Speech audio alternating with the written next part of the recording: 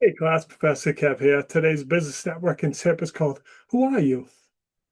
So today I just want to remind you to be yourself, not try to copy other people when it comes to networking.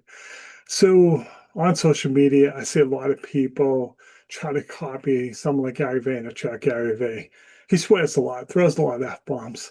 And I see someone on social media throwing F-bomb after F-bomb. It works for Gary Vee because he's authentic. That's who he actually is. When you're thinking that's making it cool, probably not. Be yourself.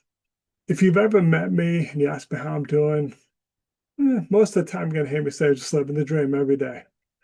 That's me. That's who I am. Did I steal it? Yeah, I stole it from someone like 40 years ago. He moved, so it's mine. But I hear people try to copy that. You don't have the personality for it. I have a friend, if you're like, hey, what's good? Oh, it's all good. Doesn't have the brand, doesn't have the personality for it, doesn't come across authentic. So just be yourself. Don't try to copy other people because, again, it just comes across as being inauthentic. And people are like, well, why isn't he just being himself? I've also seen people act different ways depending where they are. And I look at them going, that has to be exhausting. All right, who am I with this group and who am I with that group?